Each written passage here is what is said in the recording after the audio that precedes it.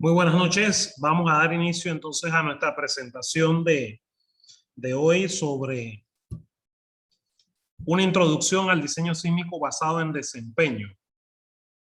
Hoy viernes 3 de septiembre. Por favor, me confirman en el chat de la presentación que pueden ver mi pantalla y que me escuchan claramente.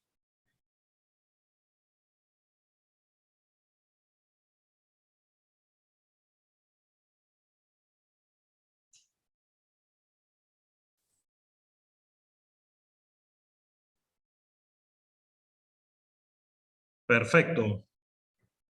Muchas gracias a los que están contestando. Muy bien.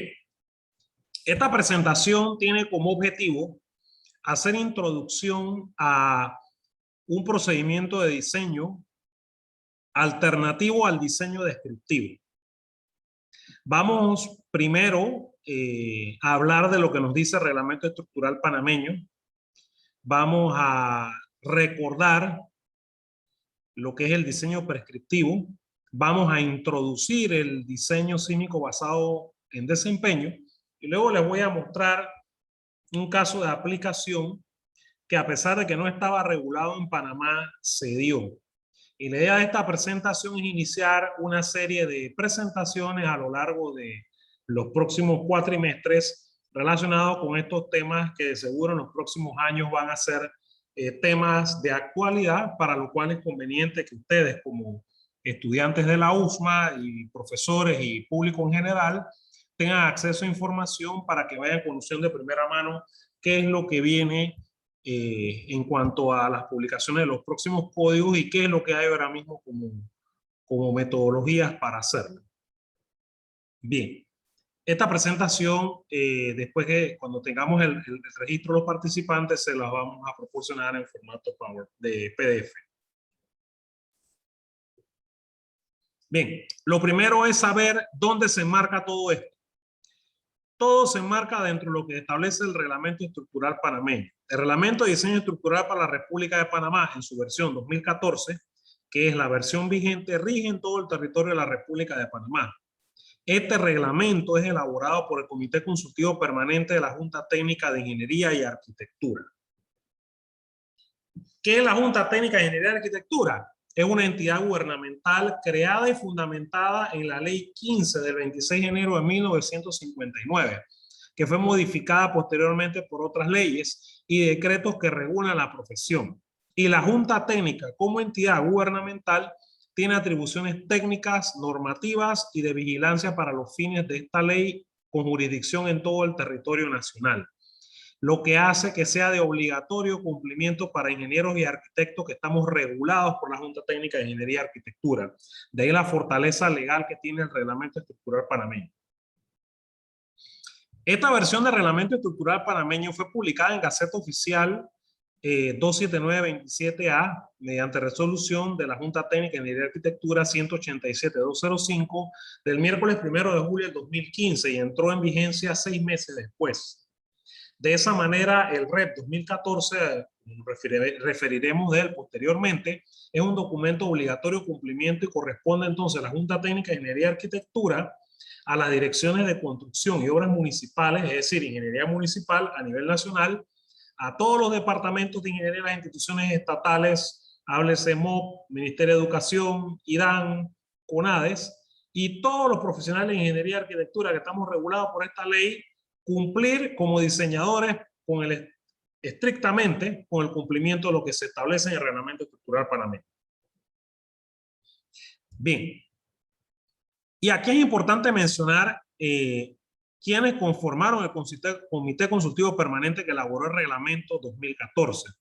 Y este Reglamento 2014, el Comité Consultivo que en ese momento participó en la elaboración del mismo, fue dirigido por el ingeniero César Quianco, quien fue su coordinador. De hecho, fue el coordinador del Reglamento Estructural Panameño desde que el mismo empezó. El ingeniero César Quianco falleció la semana pasada, el miércoles pasado, miércoles 25 de agosto, lastimosamente 87 años.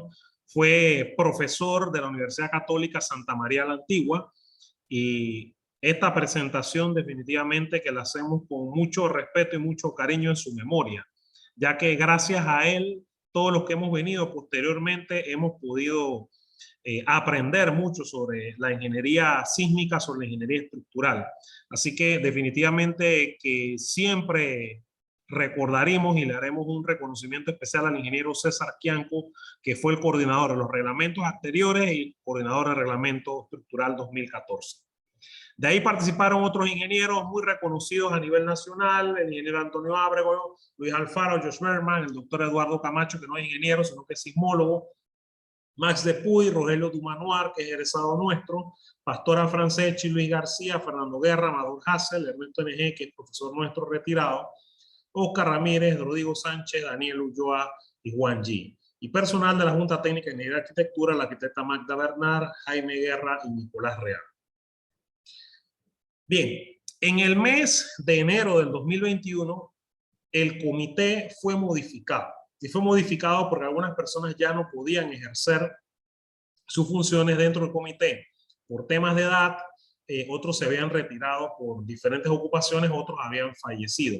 Entonces se actualiza el Comité Consultivo Permanente, que es el comité consultivo actual del Reglamento Estructural Panameño, responsable del análisis, estudio y aplicación del reglamento en su versión actual y con las proyecciones de un reglamento para el año 2021, finales de este año, y para el 2024. Entonces, en este reglamento hay 21 personas, sin ningún orden en particular. Se mantiene el ingeniero Luis Alfaro, el ingeniero Alejandro Bendaño entra como nuevo, el ingeniero Josh Berman se mantiene el sismólogo, el doctor Eduardo Camacho, se mantiene Max de Puy, Rogelio Dumanoir, entra un arquitecto, en este caso el arquitecto Humberto Echeverría, para reconocer la importancia de los arquitectos dentro de lo que se escribe en el reglamento estructural panameño. El ingeniero Luis García, Fernando Guerras, entra Francisco Grajales a soportar la parte geotécnica, se mantiene el ingeniero Amador Hassel, permanecía el ingeniero César Quianco a pesar de que no estaba activo, y obviamente por el respeto que se merece y el reconocimiento a esa gran labor que hizo el ingeniero César Quianco, se mantendrá su nombre dentro del reglamento estructural panameño. Luego sigue su humilde servidor Edwin Lewis, que entró a reforzar la parte de puentes y estructuras especiales. El ingeniero Jorge Luis Quirós, que tiene que ver con la parte de concreto. Ramiro Parada, del sector de la CAPAC, de la construcción. Se mantiene Ernesto NG, que ahora funge como coordinador del reglamento. Alan Pinzón también por el área de construcción. David Sáez por el área de geotecnia. Daniel Ulloa, Ramiro Vargas por la parte de estructura y Rutilio Villarreal por la Junta Técnica de Ingeniería de Arquitectura como parte de la Junta Directiva también del ESPIA. Bien, el REP 2014 es de obligatorio cumplimiento en la República de Panamá y el propósito principal es establecer una normativa, en este caso moderna, que considere el conocimiento que tenemos sobre el diseño estructural basado en las cargas que afectan las estructuras. Este documento se va a mantener similar en las próximas versiones utilizando referencias, y la referencia principal para este reglamento estructural panameño lo es el ASCE 705, que es el Código de Cálculo de Cargas de los Estados Unidos en su versión 2005. Algunos preguntarán, ¿por qué la versión 2005? Bueno, porque es una versión estable. El ASCE es un documento que forma parte de un comité de la Sociedad Americana de Ingenieros Civiles que sufrió modificaciones en el 2010 y en el 2016 y va a sufrir modificaciones para el 2022. Sin embargo, ese documento cuando se modifican cosas que requieren hacer algunas variaciones en la forma en la que se han proyectado las aceleraciones para el caso de sismo. Entonces, como la versión estable, compatible con los análisis sísmicos y las estimaciones de aceleración que hemos hecho para la República de Panamá es el ASC 705, en el 2014 se adoptó ASC 705 y en esta versión próxima que viene en 2021 se va a mantener el uso del ASC 705. También se incorporaron en el 2014 y se van a incorporar en el 2021 la posibilidad de materiales nuevos, aluminio, materiales compuestos, polímeros reforzados con fibras, etcétera. Se aprovechan los estudios sísmicos que se hicieron para la ampliación del Canal de Panamá con los mapas preparados por el Servicio Geológico de Estados Unidos, algunos consultores, y una actualización de mapas que se van a hacer. Y ya en el REP 2014 aparecía el tema de discusión de nuestra noche, que es el diseño por desempeño, que no es más que un procedimiento que permite obviar los requerimientos prescriptivos. ¿Qué es prescriptivo? Que está escrito en un código. Y diseñar con procedimientos de fuerza lateral alternativos, es decir, otros procedimientos, utilizando un análisis racional. Es decir, usted tiene que entender el comportamiento de la estructura y va a tratar de modelar el comportamiento de la estructura, lo que lo lleva a tener que hacer un análisis no lineal, porque, por ejemplo, el concreto reforzado es un material que lo tiene que modelar de forma no lineal. Y todo esto basado en los principios de la mecánica. Esto es importante para nosotros porque desde el punto de vista de la enseñanza, lo más importante siempre va a ser el conocimiento de la mecánica clásica. La mecánica estructural clásica que usted aprende en los cursos de estática, resistencia de materiales, porque de ahí en adelante entonces es que se van a hacer las demás cosas. En el REP se mantienen 15 capítulos que ya algunos conocen. No vamos a entrar en este detalle, vamos a concentrarnos solamente en la parte sísmica y en el diseño por desempeño. Bien, algunas observaciones sobre el reglamento estructural panameño solamente para recordar, y es que el cálculo de cargas está basado en el ASCE 705, pero que los valores de aceleración sísmica son los que corresponden a la República de Panamá. En ese caso no se pueden adoptar los valores americanos porque fueron desarrollados para condiciones de sitio allá. Tenemos que utilizar los que corresponden a las condiciones nuestras. En cuanto al caso de las combinaciones de carga, se utilizan las de la ASCE 705. Con respecto a la parte de geotecnia, se utiliza lo que dice el reglamento estructural panameño. Con respecto a cargas de la construcción, lo que dice el ASCE 3702. Con respecto al diseño estructural, el REP 2014 establece que se debe utilizar el ACI 318-08. La próxima versión del REP recomienda utilizar el ACI 318-19. Y ya en los Estados Unidos se está empezando a trabajar en lo que va a ser el ACI 318-25, que se enfoca principalmente en la parte de sostenibilidad del concreto. Ya se va a meter más en la parte ambiental, en el impacto que pueden tener las estructuras de concreto sobre el medio ambiente, tomando en consideración que han pasado más de 100 años desde la primera versión del código y existen cualquier cantidad de estructuras de concreto. Entonces ahora también hay que pensar en el impacto que tienen estructuras existentes de concreto sobre el medio ambiente. Lo de la vivienda unifamiliar se mantiene. El análisis y diseño por computadora, siempre se los digo, la computadora no reemplaza el buen ejercicio de la ingeniería. Es una herramienta para ayudarse a realizar procesos de análisis y diseño estructural, pero no reemplaza el buen juicio de la ingeniería, por lo cual es importante que usted utilice con cautela los programas de computadora. Solamente utilice programas de computadora cuyo funcionamiento y limitaciones sean conocidas y aquellos programas que hayan sido verificados. Con respecto a la presentación de los cálculos estructurales, es importante el orden que usted lleva en la presentación de esos cálculos para que puedan ser revisados, puedan ser mirados por un tercero en caso de ser necesario.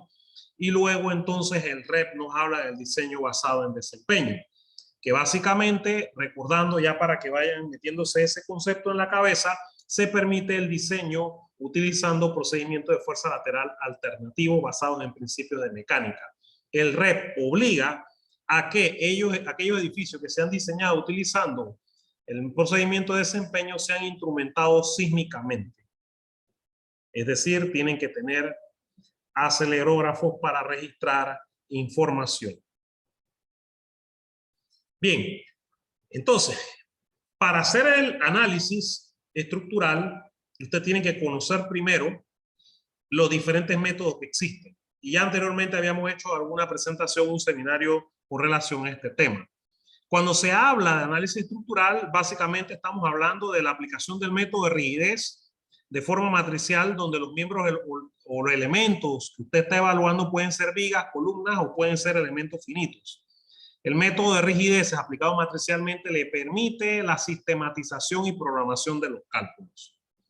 En la práctica actual, como usted tiene que realizar una gran cantidad de cálculos, no es conveniente utilizar otro método de análisis que no sea sistemático. Por lo tanto, el método preferido va a ser el método de rigidez. Y el método que utilizan los software análisis estructural, llámese SAP, llámese ETAPS, es el método de rigidez, resuelto en forma matricial. El ingeniero estructural tiene que estar en capacidad de manejar ese tipo de herramientas, tipo SAP 2000, tipo ETAPS, Visual Analysis o similares que estén verificados para hacer su trabajo.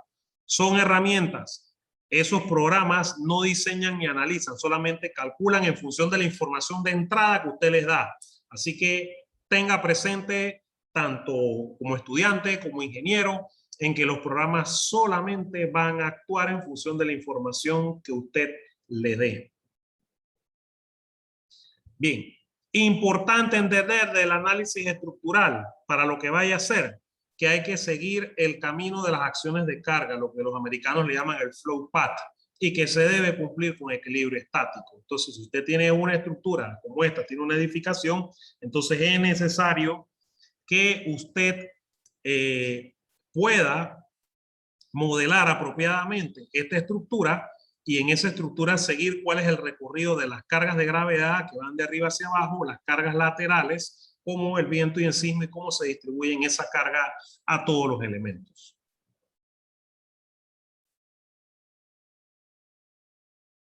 Bien, ¿qué elementos se utilizan para modelar un edificio? Para modelar un edificio utilizamos columnas, vigas, placas de losa, muros de cortante, vigas de acople para conectar los muros de cortante, por ejemplo aquí y acá, nudos entre columnas y losas, fundaciones.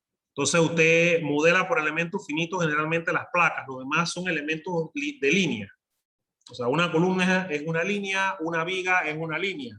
Una losa, un muro de cortante, eso tiene que analizarlo como si fuera una placa y obviamente con las consideraciones necesarias para el diseño estructural.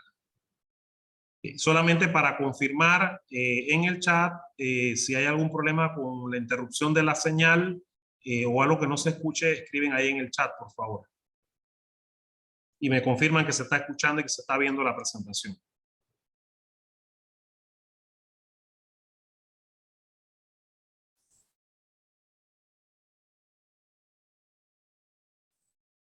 Ok, seguimos entonces. Bien, esto por ejemplo es un modelo estructural donde las columnas se representan por medio de líneas. Sin embargo, ahí se ven la sección que ellas tienen. Eso se puede modelar desde la base hasta arriba con elementos de línea. Gracias, Anaís. Y esto lo hacen los software análisis estructural, pero usted le tiene que dar la geometría, le tiene que dar los alineamientos. Eso no es automático, usted lo tiene que hacer. Por eso es que es una herramienta. Eso no lo hace solo. Bien, aparte de eso, podemos modelar, esas eran columnas que tenemos vigas. Las columnas que estaban en verde ahora se conectan por las vigas que están en gris. Y usted, los elementos que eran verticales aquí ahora están cerrados por las vigas en la otra dirección. Ahí tiene un modelo ya que tiene vigas y columnas. Luego puede meter entonces los elementos del muro de cortante. Este es el cajón donde van los elevadores, esto va en el centro. Ese es el muro de cortante, que es un sistema resistente a la carga lateral. Se le llama muro de cortante porque su función principal es resistir la fuerza cortante que genera el sismo. Luego puede, como están las placas aquí pintadas en gris, modelar lo que son las losas. Entonces en su estructura ahí puede ver por piso lo que serían las losas o placas, que estas entonces ya tienen que analizarse utilizando elementos finitos, elementos pequeños, diferencias finitas para poder representar su comportamiento. Bien, de ahí se desprenden dos tipos de análisis, el análisis lineal y el análisis no lineal.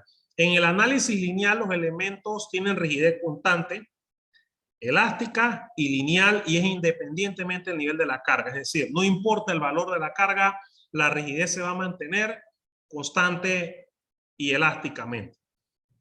Se cumple el principio de superposición, es decir, que se pueden sumar y combinar cargas, fuerzas internas, desplazamientos o deformaciones. Y esto es lo que tradicionalmente hacemos en el análisis estructural. Usted puede superponer el efecto de la carga muerta de la carga viva y da igual que combinarlas y hacer un análisis estructural o que hacer los análisis estructurales por separado y después sumar los efectos en cada uno de los elementos. Entonces, ese es el análisis lineal y es el análisis tradicional. Pero ese análisis lineal está suponiendo que la rigidez es constante, que el material se comporta elásticamente y linealmente de acuerdo a la ley de Hooke. Y sabemos que materiales como el concreto reforzado no se comportan de esa manera. Entonces tenemos el análisis no lineal. ¿En qué consiste el análisis no lineal? La rigidez del elemento depende de los materiales y de la relación esfuerzo-deformación, que no es lineal, o sea, al final no cumple con la ley de Hooke. Usted tiene una relación que varía no lineal, una curva, a lo mejor el primer tramo es lineal, el segundo tramo no lo es, en fin, eso en general se habla de análisis no lineal. Ahora vamos a ver cómo es el modelo, por ejemplo, de un elemento de concreto reforzado para el caso de análisis no lineal. La rigidez depende del nivel de la carga, es decir, que si la carga aumenta, la rigidez del elemento puede cambiar. Se toman en consideración los efectos P delta. La deformación de la estructura afecta a la rigidez. Y también en el caso de sismo hay un comportamiento histerético, es decir, usted tiene procesos de carga y descarga, ciclos, porque cuando ocurre el sismo el efecto puede ir de un lado o puede ir del otro, así que su estructura, que está compuesta de vías y columnas, se puede mover lateralmente. Y no se puede aplicar el principio de superposición, usted tiene que aplicar los efectos individuales. Tiene que aplicar la carga muerta, tiene que aplicar la carga viva, tiene que aplicar la carga de viento, la carga de sismo, las direcciones que vaya a considerar y tiene que hacerlo de forma separada. Entonces, para eso usted necesita obviamente herramientas de análisis más avanzadas tipo SAP, tipo ITAMS. Bien, el análisis lineal se utiliza para cargas estáticas o que se asumen estáticas. Entonces, esto usted tiene que tenerlo claro. Si usted considera que las cargas son estáticos, se pueden suponer estáticos, utiliza análisis lineal. La mayor parte de las edificaciones regulares usted las puede evaluar utilizando un análisis lineal. Sin embargo, cuando las cargas no son estáticas y ocurre en los procedimientos de análisis sísmico más avanzados, principalmente como vamos a ver ahora que el sistema resistente a la carga lateral no es un sistema convencional, usted tiene que usar entonces un análisis no lineal. Y de ahí se habla de lo que es el NLTHA, que es Non-Linear Time History Analysis, que es análisis dinámico no lineal. Se habla de Time History, pero la traducción en español, historial, tiempo, no existe. Se habla entonces de análisis no lineal dinámico. Esa es la definición correcta del análisis no lineal en este caso. Obviamente un análisis lineal, que es el que tradicionalmente se hace, tiene la ventaja principal de tiempo de cálculo. El análisis dura unos minutos. Sin embargo, si usted quiere hacer un análisis no lineal para un edificio alto, por ejemplo, de 20, 30 pisos, se le puede demorar hasta un par de días. Usted tiene que darle ahí la computadora que él calcule para las diferentes condiciones de carga y combinación y después sentarse a hacer un proceso de los resultados. Bien, entonces vamos a hablar ahora del método de diseño. Existen dos métodos de diseño básicamente. El diseño prescriptivo, que es lo que está especificado en los códigos, y el diseño por desempeño.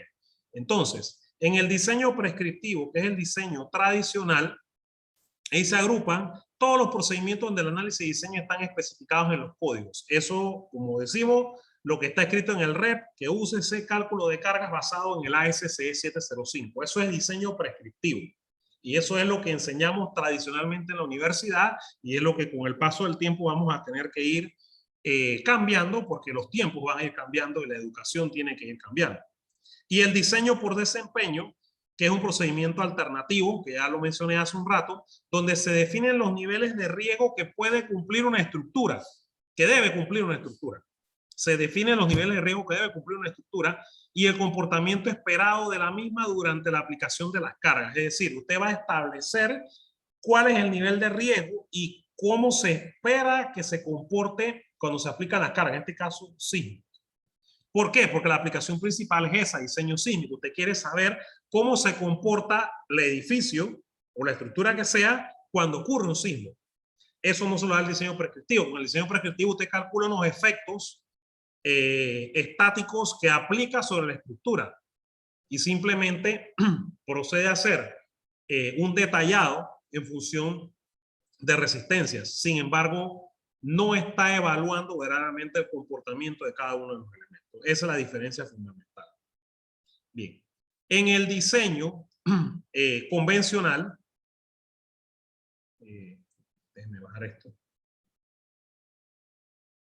En el diseño convencional o diseño prescriptivo, sus características más importantes, ¿cuáles son? Son estas 9 que están aquí.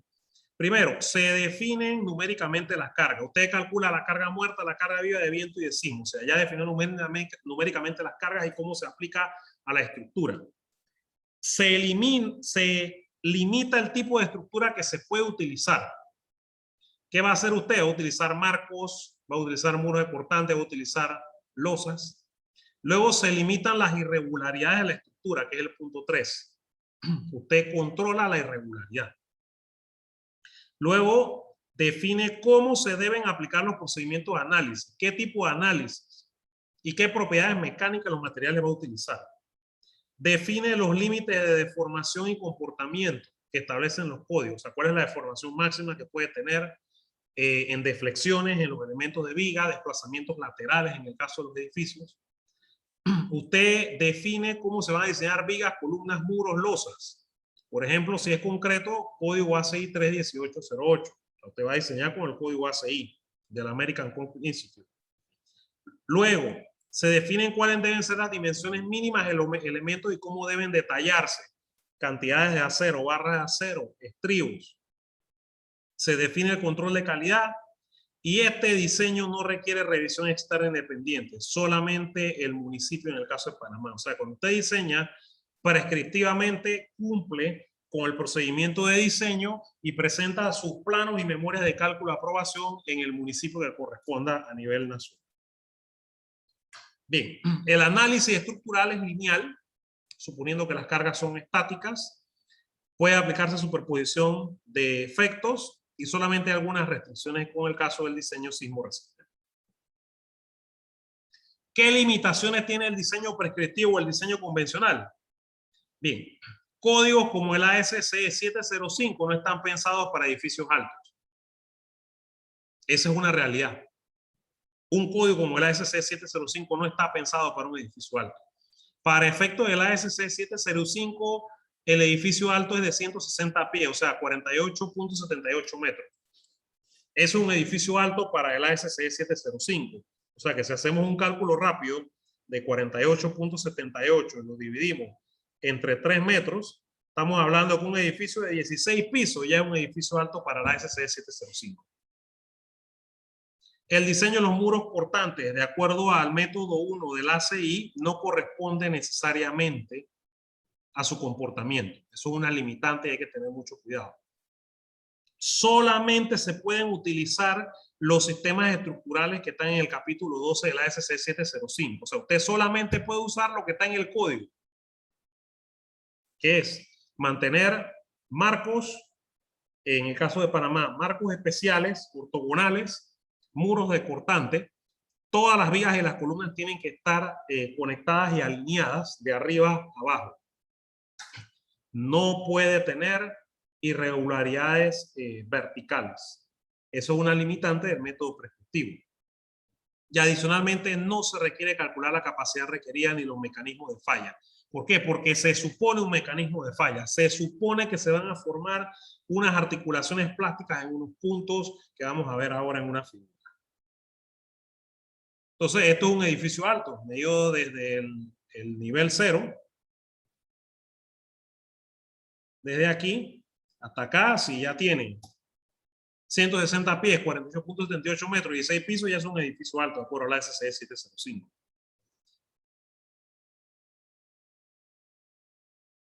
Ahora bien, método alternativo, diseño por desempeño. El edificio propuesto utiliza materiales, elementos o sistemas que no están cubiertos por disposiciones prescriptivas de los códigos de construcción. Puede requerir pruebas físicas para verificar el rendimiento equivalente de los materiales. Puede ser requerido para demostrar que un edificio que usa el nuevo material tendrá un rendimiento equivalente. Lo otro es que la altura de construcción propuesta excede los límites prescriptivos. Porque hay unos sistemas estructurales en el código AS705 que no se pueden usar para más de cierta altura. Entonces, en ese caso, usted tendría que utilizar diseño por desempeño porque no puede diseñar de acuerdo al código porque es que el código lo limita en cuanto a la altura a la que puede usar el sistema estructural. Y usted lo tendría que hacer para demostrar que el edificio alto puede ser seguro y cumplir con los objetivos requeridos. Y el propietario o otra persona responsable desea un desempeño de construcción que exceda los mínimos objetivos del desempeño de construcción. Esos serían 3 puntos importantes en los cuales usted podría considerar el diseño por desempeño. El concepto es que usted primero define el desempeño esperado, como vamos a ver ahora. Usted define qué es lo que se va a comportar no linealmente y a eso le va a garantizar su ductilidad. Y esta palabrita ductilidad la he mencionado en los cursos de diseño estructural N veces. Es importante que manejen el concepto de ductilidad. ¿Por qué? Porque el diseño sísmico se basa en eso, en ductilidad del material. Y para aquellos que están escuchando que no son ingenieros, la ductilidad es una propiedad que tiene un material, como el acero estructural, por ejemplo, de absorber deformaciones, deformarse y no tener incrementos de carga. El acero de refuerzo que se coloca en las vigas de concreto reforzado hace, por la ductilidad que tiene el acero, que el elemento viga se deforme y no falla abruptamente, lo cual es una ventaja del concreto reforzado. Tener ese acero de refuerzo donde debe estar el acero de refuerzo, para que avise en caso tal de que hay un problema. ¿Por qué? Porque absorbe deformaciones. Usted tiene un material que falla bruscamente porque es frágil, como el concreto, sin acero de refuerzo, ese material no es bueno porque no es seguro desde el punto de vista estructural. Si se alcanza la carga máxima que puede resistir, va a fallar. Por eso necesitamos tener ductilidad en los elementos. Así que usted tiene que garantizar la ductilidad. Aparte de definir lo que se van a comportar no linealmente, tiene que definir lo que se van a comportar linealmente. ¿Por qué? Porque lo que se comporta no linealmente, usted debe garantizar ductilidad. Lo que se comportan linealmente les debe garantizar resistencia. Estos dos conceptos son bien importantes. El no lineal, como el concreto, reforzado, ductilidad. Y el que se va a comportar linealmente, resistencia. Y tiene que cumplir con los límites de deformación bajo servicio. Esos límites de deformación que establecen los códigos de desplazamientos laterales máximos entre pisos. Entonces, los elementos que se comportan no linealmente son elementos gobernados por deformación. Y los elementos que se comportan linealmente son elementos gobernados por resistencia. Eso como punto importante. Bien. Lo otro es que se definen niveles de desempeño. Tenemos el operacional, o sea, la estructura, después que ocurre el sismo, se mantiene operativa. Ocupación inmediata, es decir, pasó el sismo y usted puede entrar de nuevo. Seguro para la vida, hay que hacer reparaciones, pero se puede utilizar. Y ya la que está cerca del colapso, que es cuando el edificio queda inutilizable. Entonces, se establecen niveles de desempeño. Usted tiene que definir cuál es el nivel de desempeño que quiere para su estructura. Obviamente, si después del sismo usted lo quiere operacional, va a ser una estructura, obviamente, que tiene que diseñar para un sismo mayor desde el punto de vista de ocurrencia. Si usted espera que después del sismo la estructura falle, puede usar un sismo menor. Sin embargo, no se va a poder reutilizar la estructura automáticamente, se va a caer, va a fallar. Si usted quiere que el edificio se pueda ocupar inmediatamente, apenas por reparaciones muy puntuales, entonces tendría que ser immediate occupancy. Entonces, el nivel de desempeño lo define el diseñador en función del uso de la estructura. Y eso está normado, entonces, sí, existen referencias por los códigos. ASCE 716 dice algo al respecto. Por ejemplo, que para hospitales usted tiene que tener una estructura que sea operacional después del sismo. ¿Por qué? Porque cuando ocurre el sismo, esa es una edificación que tiene que mantenerse en pie y tiene que mantenerse funcionando y operando. Bien. Así que, como conclusión en esta parte, para sismos de servicios frecuentes, el nivel de desempeño debe ser operacional de ocupación inmediata. Para sismo de colapso, la estructura no debe resistir sin fallar, pero va a haber mucho daño. Bien. ¿Cómo se hace el diseño por desempeño? Bueno, el diseño por desempeño se hace primero un estudio de sismicidad de la zona para determinar los acelerogramas de diseño, que son estos gráficos de aceleración con respecto al tiempo. Debe haber un diseño previo del edificio. O sea, usted tiene que tener ya tamaños de vigas, columnas, losas, muros de cortantes, porque usted va a hacer una verificación del desempeño, una verificación del comportamiento. Así que ya usted tiene que haber hecho algunos cálculos preliminares convencionales para dimensionar su edificio. Usted va a definir el comportamiento esperado del edificio, que sea operacional, que sea de ocupación inmediata. Debe definir los comportamientos no lineales de los materiales. Usted tiene que saber que en concreto, por ejemplo, reforzado se comporta no linealmente. Tiene que tener las características de ese concreto. Tiene que caracterizar la relación suelo-estructura. Usted va a hacer un edificio y lo va a cimentar con zapatas superficiales o lo va a cimentar con pilote a cierta profundidad. Tiene que definir o caracterizar esa relación. Debe definir los elementos estructurales que están gobernados por deformación, o sea, aquellos que van a ser dúctiles o no lineales. Debe definir los elementos estructurales gobernados por fuerza. Estos son aquellos que se van a diseñar por resistencia, que era lo que les decía. Debe hacer un análisis lineal en estadio de servicio y debe hacer un análisis dinámico no lineal en estado de colapso. El análisis lineal es un análisis típico. El no lineal dinámico ya requiere el uso de una herramienta tipo SAP 2000 tipo ETABS. Debe verificar los desplazamientos globales y los desplazamientos totales en cada nivel. Debe verificar la ductilidad de los elementos gobernados por las deformaciones. Usted tiene que verificar si ese elemento verdaderamente es dúctil cuando hace su modelación. Debe verificar la capacidad de los elementos gobernados por las fuerzas. Verifica los detalles constructivos y un aspecto bien, pero bien importante. El diseño sísmico por desempeño requiere una revisión de un panel independiente de expertos, requiere un peer review. ¿Qué es el peer review? Una revisión de un tercero que lo va a revisar a usted como diseñador, que la propuesta que usted ha hecho de la solución estructural es válida, porque usted define el nivel de desempeño, define qué elementos van a estar gobernados por ductilidad, qué elementos van a estar gobernados por resistencia, pero tiene que haber alguien que valide o verifique. Entonces eso tiene que ser un independiente el que lo haga, hacer una verificación adicional. Y obviamente tienen que hacerse inspecciones en campo los elementos estructurales del sistema sismo resistente para verificar que estos se están construyendo de forma apropiada. Bien, este es un modelo no lineal, en este caso, de una viga columna de concreto. Aquí está, tenemos un punto rojo arriba, un punto rojo abajo, ahí es donde se pueden formar rótulas o articulaciones plásticas. Aquí en la gráfica B tenemos lo que sería la curva, en este caso se relaciona como momento contra rotación, donde θ, que está aquí, es el ángulo de rotación que se forma cuando ocurre el desplazamiento lateral. Entonces, como pueden ver, esa relación es no lineal. Así que ese material se comporta de manera no lineal. Pero ¿qué ocurre? Este gráfico que está aquí es una curva monotónica, es decir, para una aplicación de carga donde esto se incrementa y se comporta así.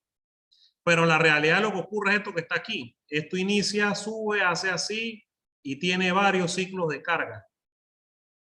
Y esto es lo que se llama una curva de histéresis. Eso es lo que ocurre verdaderamente durante el sismo.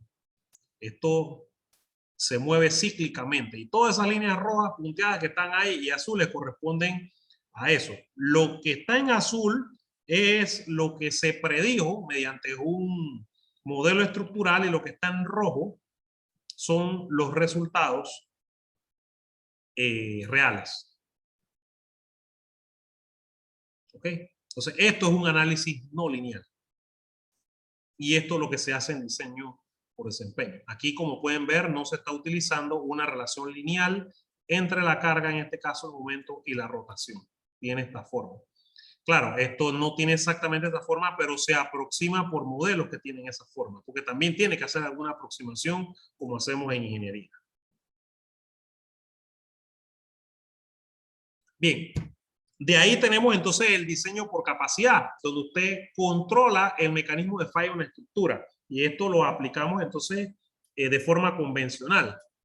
Usted tiene que seleccionar un mecanismo de falla. Ahora vamos a ver cuál es el mecanismo de falla del sistema estructural, identificando todas las secciones que están destinadas a ceder y disipar energía. El diseño sísmico convencional se basa en una filosofía de daño. Ocurre el sismo y va a haber daño y la energía se va a disipar producto de que se formen articulaciones plásticas en unos puntos como vamos a ver ahora. ¿Ya? Así que no es que el diseño sísmico implica que eso no le va a pasar nada, se va a disipar energía, la energía se tiene que liberar. La energía que impone el sismo sobre la estructura se tiene que liberar de una manera. ¿De dónde se va a liberar? Se va a liberar en los puntos donde se definan condiciones de ductilidad y se van a generar deformaciones. Ahí se libera energía. Bien. Se aplican las cargas al sistema estructural, se diseñan las secciones de falla, se determinan las fuerzas internas, suponiendo que se van a formar los mecanismos previstos, y se diseñan esos puntos de falla para una respuesta dúctil. Este es el modelo típico de capacidad, el mecanismo de falla. Un marco de 2 niveles. En las vigas tenemos aquí, aquí, aquí y aquí. Y aquí tenemos puntos donde se van a formar articulaciones plásticas o rótulas plásticas. Y ahí se va a articular. Usted puede suponer en un principio que eso está rígidamente conectado vía con columna, pero cuando ocurre el sismo, ahí se va a articular. Es decir, ahí va a haber una rotación. Y el otro punto donde puede haber una rotación es en la base. Este es el modelo típico del diseño por capacidad. Y este sería el diagrama de momentos debido a las cargas para un análisis estructural lineal.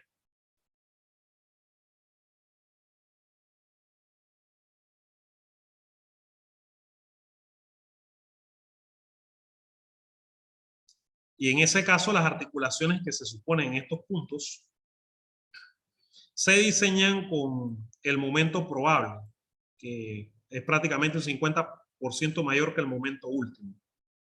Y esto tiene otras consideraciones que, bueno, no vamos a entrar en el detalle de eso en esta presentación.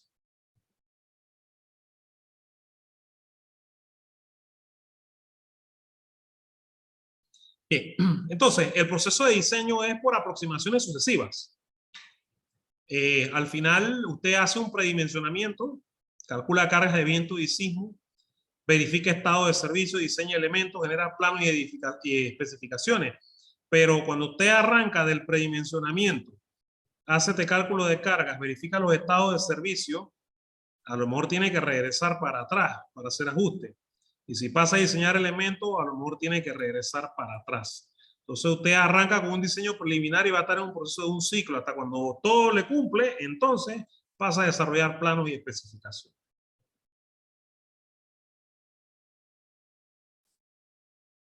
Bien, entonces, de allí, no voy a entrar en el diseño prescriptivo, vamos a saltar directamente al diseño por desempeño, porque hay cosas aquí que no creo que valgan la pena. Bueno, sí, voy a mencionarlas para refrescar en la mente. Todavía estamos en tiempo. El diseño prescriptivo que está en el REP está basado en el ASC 705 y sus requerimientos están en el capítulo 5 del Reglamento Estructural Panameño, requisito de diseño sísmico. Básicamente, utilícese el procedimiento que está establecido en el ASCE, con la excepción de utilizar los valores de aceleración desarrollados para la República de Panamá. Los parámetros de aceleración se obtienen de los mapas que fueron generados con los estudios que se hicieron para la ampliación del Canal de Panamá, y de ahí se obtiene la aceleración SS, que es la aceleración, perdón, de periodo corto.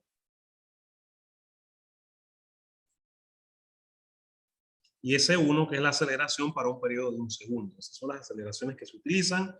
Esas aceleraciones tienen que ser ajustadas por factores de ajuste que dependen del tipo de sitio, de la clasificación del suelo, desde roca hasta un suelo muy malo, se ajustan y adicionalmente tienen que ser ajustadas para llevarlas de una probabilidad de ocurrencia de 1 en 2.500 años a 1 en 475 años. Y eso se hace multiplicando esos valores ajustados por 2/3. Que es una relación específica para pasar de 2.500 años, que son los valores que se obtuvieron de aceleración espectral para la República de Panamá, basado en los estudios del canal, para la metropolitana, y multiplicarlo entonces por 2/3 para convertirlos a valores de aceleración de 1 en 475 años, que son los que se utilizan para el diseño de edificaciones. Aparte de eso, bueno, hay unos procedimientos, ya esto es un poco más técnico, de entrar y buscar los coeficientes de ajuste en función de las aceleraciones y el tipo de suelo. Aquí está cómo se obtiene la aceleración de periodo corto de diseño multiplicando por 2/3 y la aceleración de 1 segundo de periodo de sismo. Aquí tenemos lo que es el espectro de respuesta de diseño, que básicamente es la gráfica de aceleración contra el periodo de vibración. Y de aquí, dependiendo del periodo de la vibración de la estructura, se obtendría entonces lo que sería la aceleración.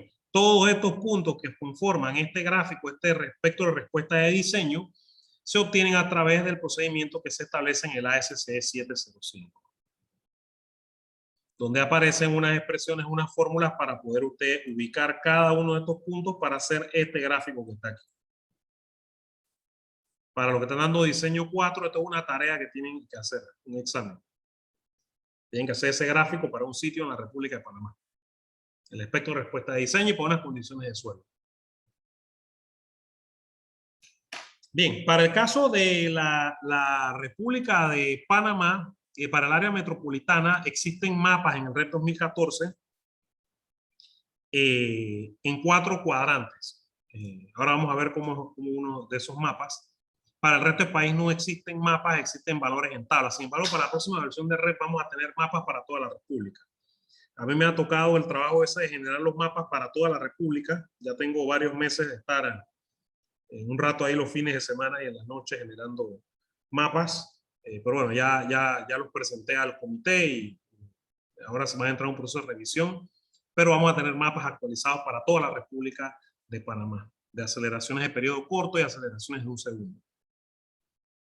Y esto es un mapa típico de aceleración. Son 3 para cada sitio. Tenemos entonces el primero, que sería la aceleración pico de terreno, que este es un parámetro que se utiliza para diseño de muro y para diseño de puentes. SS, que es la aceleración de periodo corto. Y S1, que es la aceleración de periodo de 1 segundo. Y con esos parámetros se construye la gráfica que vimos hace un rato, el espectro de respuesta. Esto tiene que usarlo también para su diseño por desempeño. Tiene que usar los valores de aceleración que están aquí. Su diseño por desempeño no puede estar sometido a condiciones sísmicas menores que las definidas por estos valores de aceleración. Y básicamente son valores, aparecen como si fueran curvas de nivel, dependiendo de la ubicación del sitio. Usted está por aquí, por ejemplo, en Bellavista, en esta zona que está aquí, y escoge entonces los valores correspondientes de los parámetros espectrales, la aceleración pico del terreno, la aceleración de periodo corto y la aceleración de periodo de 1 segundo. Estas son las tablas que aparecen para el país. Puede ver que los valores de SS y S1, por ejemplo, para zonas de alta sismicidad, son altos, ¿no? Por ejemplo, si nos vamos a Almirante, miren los valores, 1.282, Bocas del Toro, 1.285. Si comparamos eso, por ejemplo, con las tablas, aquí tenemos 0.836, es menor, pero el Valle tiene menos, 0.592. Y David tiene 1.5.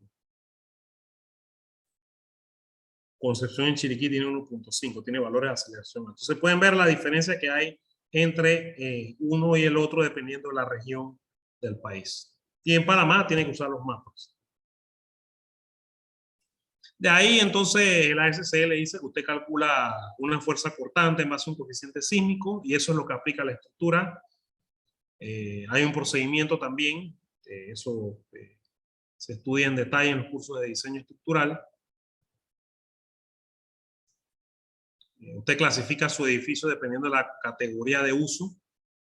1, 2, 1 son instalaciones o edificaciones que no representan ningún riesgo a la vida humana en caso tal de un evento. Categoría 2 es todo lo que es residencial, oficinas. Categoría 3 son facilidades esenciales y categoría 4 son facilidades críticas. Yo le hago la observación siempre a mis estudiantes sobre la categoría 4. Los hospitales son categoría 4. ¿Por qué? Porque el hospital tiene que mantenerse operativo en caso tal de que ocurra un evento sísmico. Ese 1.5 que aparece ahí lo que significa es que usted va a afectar la demanda sísmica, va a aumentar un 50%. Eso es lo que representa eso. Entonces, en el ASC 705, todo esto que está ahí en la tabla 1221 del ASC 705, ahí están los sistemas estructurales que se pueden utilizar en edificaciones. Usted solamente puede utilizar lo que está allí. Puede utilizar Building Wall System, que son muros portantes, muros de carga. Puede utilizar Building Frame System, que son sistemas de marcos para edificios. Puede utilizar marcos momentos resistentes, que son los que más usamos aquí en Panamá con los muros portantes, de acero o de concreto. Este que está aquí, el 5, es uno de los que más usamos. Special Reinforced Concrete Moment Frames, marco momento especial. Estos son marcos estructurales con vigas y columnas que llevan diseño sismoresistente en sus uniones. Donde se decimos esa que se va a formar la rótula de falla, la rótula plástica, ahí no se pueden hacer traslapes de barras. Por eso se requiere control de calidad. Porque de nada sirve que usted tenga un plano que en esa zona no se hacen traslapes de barras, si en obra hacen los traslapes en esos puntos. Hay sistemas duales que tienen combinación de una cosa y de la otra, pero aquí donde dice categoría de diseño sísmico, eso se clasifica en función de la aceleración. Nosotros en Panamá, nuestra categoría de diseño sísmico es D.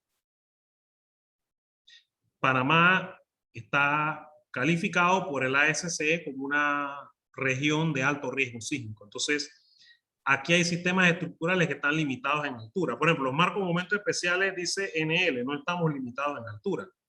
Pero, por ejemplo, si usted va a utilizar un bearing wall, un muro de carga, con un marco, un muro cortante de concreto especial, solamente lo podemos usar hasta 160 pies de altura, es decir, 48 metros. O sea, un edificio de 6 pisos, si yo quiero usar un muro portante, un muro de carga, solamente lo puedo hacer de 16 pisos. Si diseño prescriptivamente, o sea, hago diseño por desempeño, tengo que demostrar que para un edificio de 40 pisos me funciona un bearing wall, un muro de carga. Sistemas duales. En los sistemas duales, por ejemplo,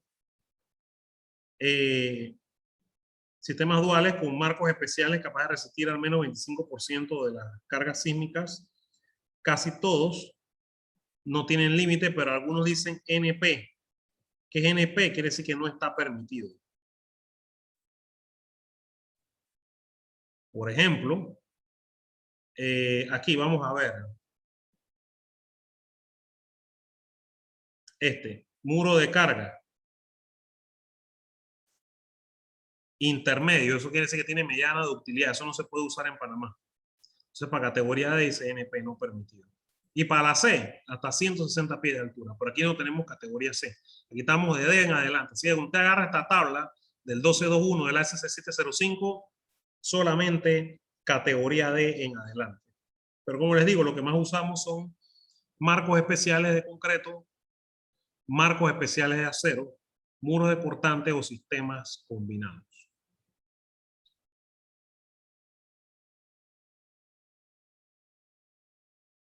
Bueno, usted calcula el periodo de vibración.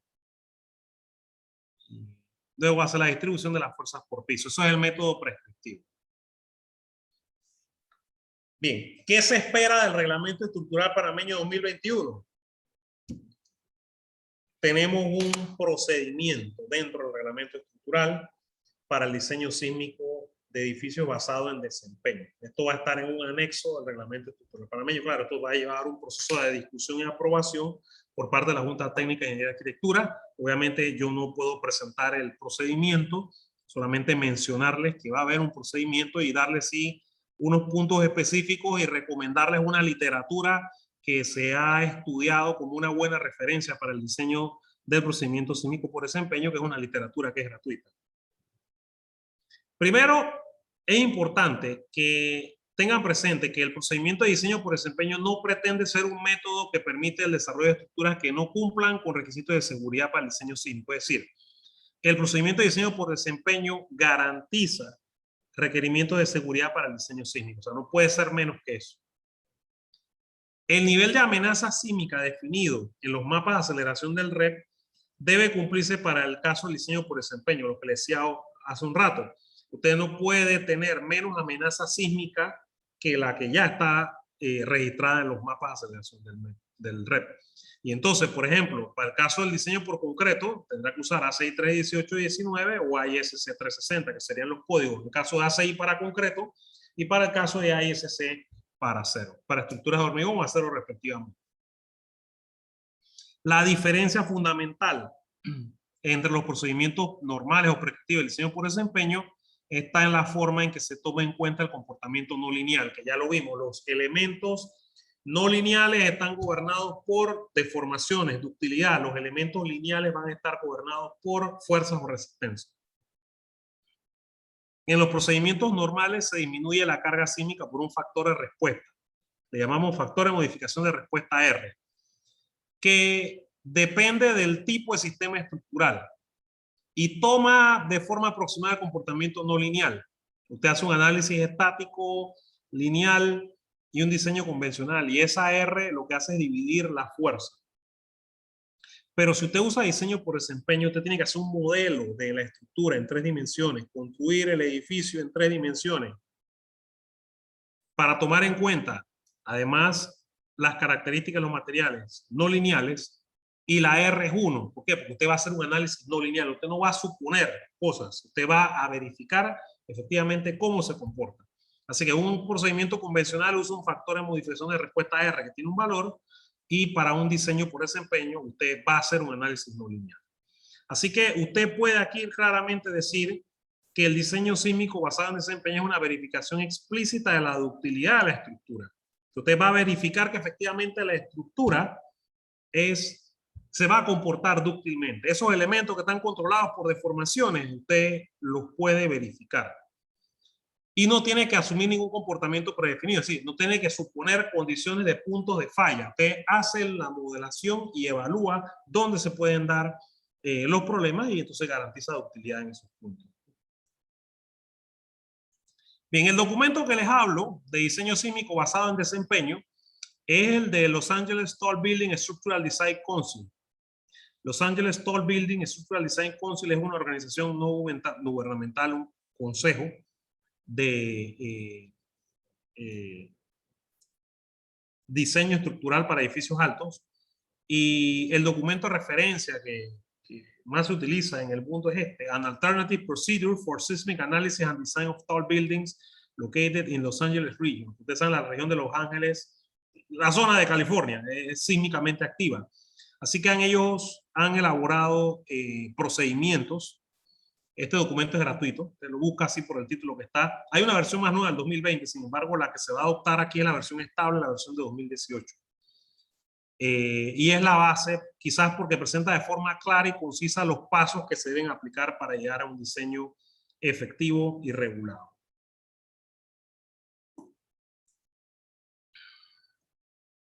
Entonces, antes de darles las gracias, quiero mostrarles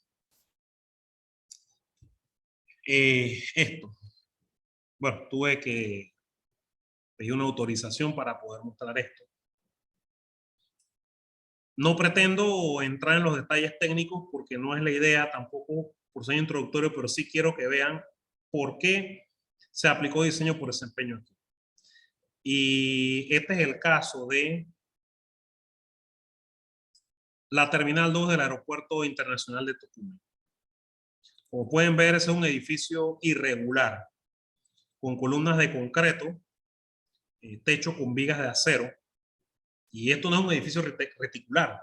Así que al no ser un edificio reticular, tenía que ser modelado de alguna forma particular. Entonces, no se podía diseñar utilizando procedimientos prescriptivos, así que había que hacerlo basado en desempeño. La empresa americana con especialistas de Inglaterra que lo hizo, utilizó su mejor juicio para hacer el diseño por desempeño y separaron esto que ustedes ven aquí, lo separaron en 5 zonas, ¿no? Las extremas, que son la 1A y la 2A, estas que están aquí, que son la 1B y la 2B, y la intermedia, que es la zona 3. Y entre cada una de esas zonas existe entonces una junta de movimientos para el caso de un sismo. Entonces, se construyeron unos modelos que, como pueden ver, esto no obedece a un sistema estructural convencional, que tiene columnas de concreto que son altas, tiene vigas de acero, que es lo que está en azul, y esto sería básicamente la zona 2A, que sería una zona de los extremos, que visto desde el punto de vista de render, aquí está, ¿no? Pueden ver las columnas estas de concreto altas y arriba hay una conexión entonces con una viga de acero. Eso es no convencional.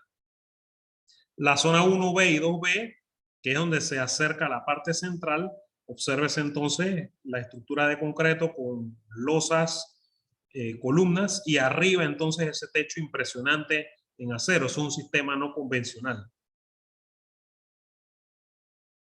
Y la zona 3, que es la zona central, pueden ver las columnas igual y pueden ver entonces la estructura de techo en acero.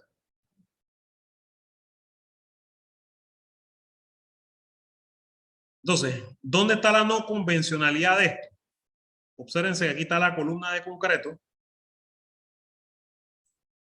Aquí está la columna de concreto. Aquí hay unos tubos de acero y perpendicular a esos tubos de acero corren las vigas de techo. O sea, usted no tiene un marco verdaderamente en esta dirección. Y en esta dirección, en realidad, su marco lo forman estas columnas con unos tubos de acero que corren así. Es un sistema no convencional. Eso no es un sistema de marcos en realidad, como tal, marcos resistentes a sismo. Así que se salía de lo convencional. Esa viga circular se llama una viga tubular, ¿no?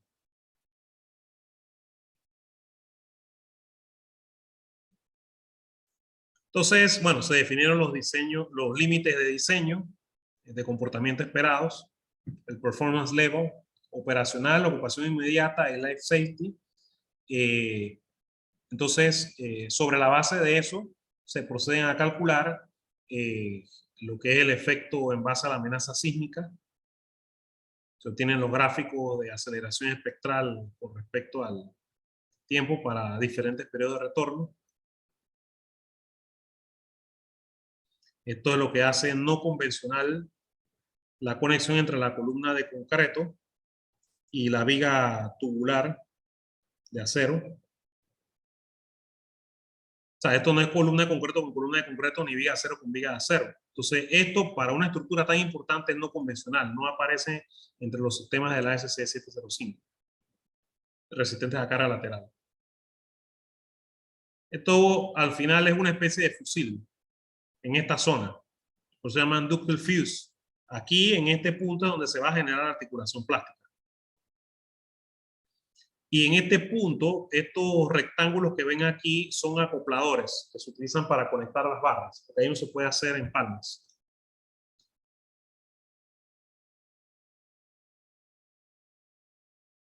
Y vamos a ver los modelitos estructurales que se crean en SAP 2000 ETAPS. En este caso usaron SAP 2000 ETAPS para el análisis lineal, SAP para el análisis no lineal, y para el análisis historia-tiempo se usó Perform 3D, que es un software también de CCI América, que es la misma compañía que desarrolla SAP ETAPS. Aquí podemos ver entonces la sección de la columna con su refuerzo, la curva de interacción, esto ustedes lo conocen. Aquí está la gráfica que vimos hace un rato, recuerdan la gráfica no lineal del comportamiento de un elemento concreto reforzado. Existen diferentes modelos para esto, obviamente no vamos a entrar en ese detalle, pero hay modelos ya predefinidos porque se han valorado y se han calibrado curvas de concreto reforzado, ¿no? Entonces usted puede adoptar una de esas y claro, eso tendría que ser también verificado, por eso se habla de instrumentación y de verificación del comportamiento de los materiales. Pero esta sería la curva típica, no lineal, para un concreto reforzado. Obviamente lo que va a ocurrir es esto, ¿no? La histéresis, ¿no? ¿Por qué? Porque hay ciclos de carga y se genera entonces una curva histerética que esto da vueltas, ¿no? Dependiendo del sismo. Eso se va degradando, ¿no? Eso hay que hacerlo para todos los elementos. Entonces, aquí, por ejemplo, los elementos que están en los muros cortantes se consideran elásticos, es decir, van a estar controlados o lineales, van a estar controlados por fuerzas, y este que conecta este muro que está aquí con este muro que está acá, esta viga de acople va a ser inelástica, va a estar controlándose por deformaciones. Esa tiene que ser diseñada dúctilmente. Coupling beams en vigas de acople. Están las secciones de shear wall, los modelos de histéresis.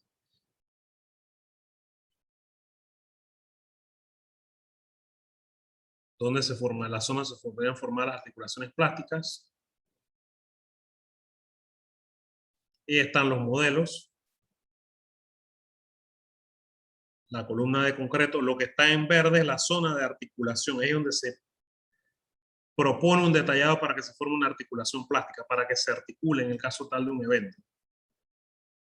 La columna tiene 14 barras número 9, en la zona de articulación hay 14 número 8, arriba hay 14 barras número 11, y luego entonces tiene una conexión al tubo de acero de 650 milímetros de diámetro.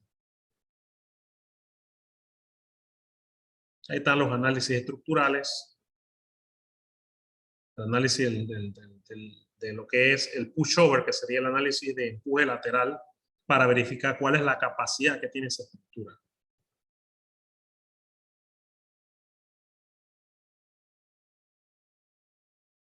Y estas son las curvas de capacidad que se obtienen. Por ejemplo, esta es para la zona 2A.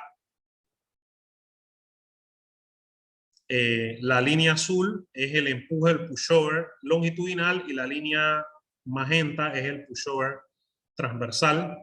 Los puntos son los periodos de retorno de los sismos. El negro es para una ocurrencia de 1 en 72 años. El triángulo azul es para 1 en 475 años y el rojo es para 1 en 2500 años.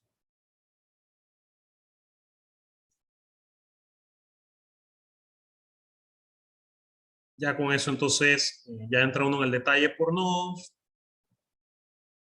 y ajusta las proporciones del diseño para hacer que cumpla con desplazamientos laterales. Este es el módulo central. Y bueno, esto es la curva de histéresis, que siempre es un poco difícil de entender, pero fíjense que hay un proceso cíclico ahí. Eso es lo que ocurre en caso de un sismo. Ciclos, la estructura se mueve. Estamos basándonos en principios de mecánica.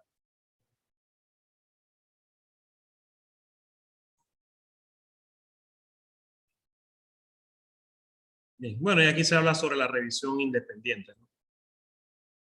Así que esto requirió un análisis no lineal. Una última para mostrarles aquí es que, ya esta se la mostré yo a mis estudiantes en diseño 4 esta semana. Esta es la Torre Jeddah, que está en construcción en Dubái, el edificio más alto del mundo, más alto que el Burj Khalifa. En total, con la antena, 1 kilómetro de altura, 1000 metros. Ya se lo voy a mostrar a los estudiantes. Este es en concreto, principalmente. También se diseñó por desempeño.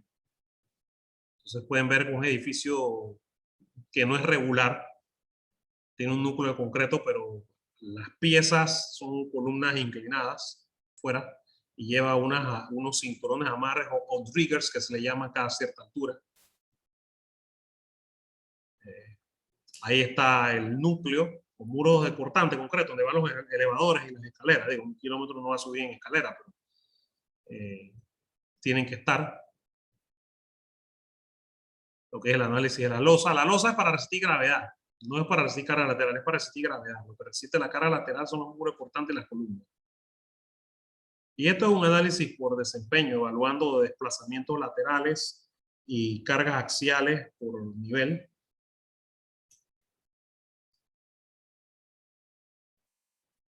Los núcleos de los muros portantes con las diferentes piezas.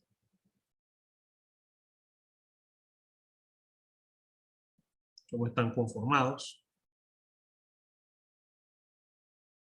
Esta es la planta de piso, ahora vamos a ver. Este es el modelo a escala que se hizo para el túnel de viento, para poder evaluar el efecto del viento sobre la estructura. Fue un edificio flexible. Parece mentira, pero ahí en ese caso, más que el sismo, un efecto importante era el del viento.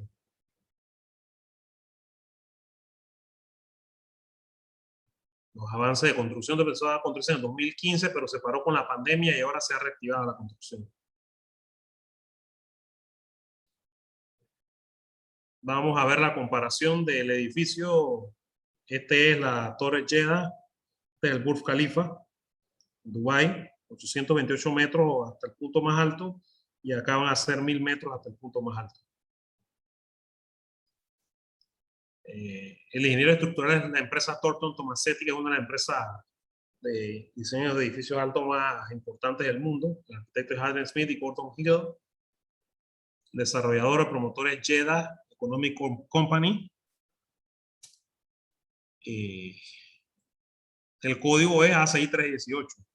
El contratista es Saudi Bin Laden Group, si le suena el nombre. La inspección es Dar Al Dassan, que es una compañía de inspección de allá. Ahí se ve lo que se ha construido. Este es el sistema estructural. Estos son los acoples para conectar barras que les mencionaba hace un rato.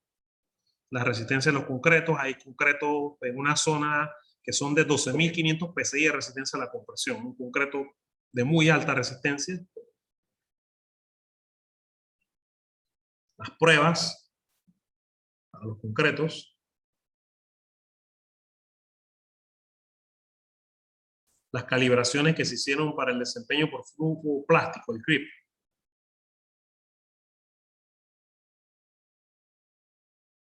Los planos.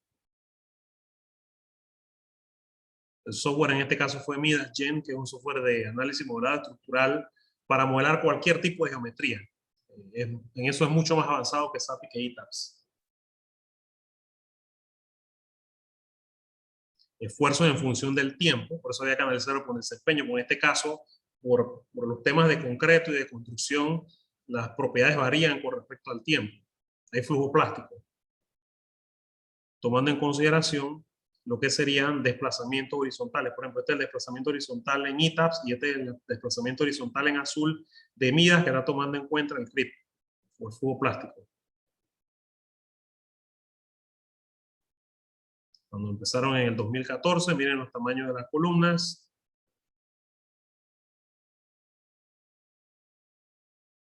Los acopladores para conectar las barras, no hay soldadura.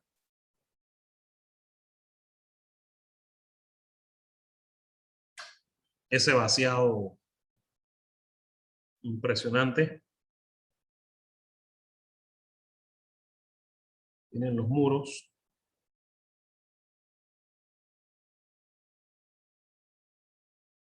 Y hasta el 2019 se paró por unos temas de revisión de una serie de cosas, no por la pandemia, ya después se suspendió por la pandemia.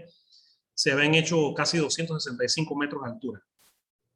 Yo vi ya hace un par de meses que ya se estaba reactivando y esperan por lo menos en 3, 4 años terminar, ¿no? Así que del total del edificio esto es lo que han hecho, ¿no? Pero dicen ellos que lo van a terminar, así que esperemos Dios primero que lo terminen, ¿no?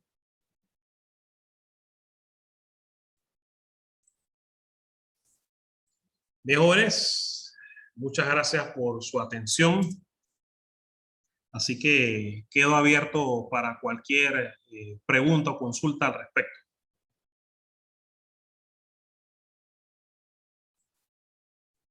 Ahí está el chat, así que pueden hacer sus consultas.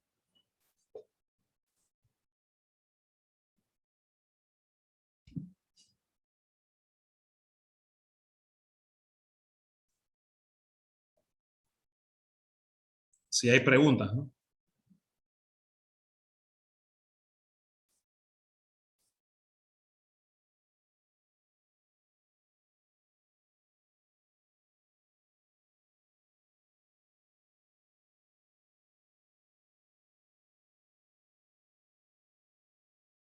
Parece que hay una pregunta ahí. Vamos a ver.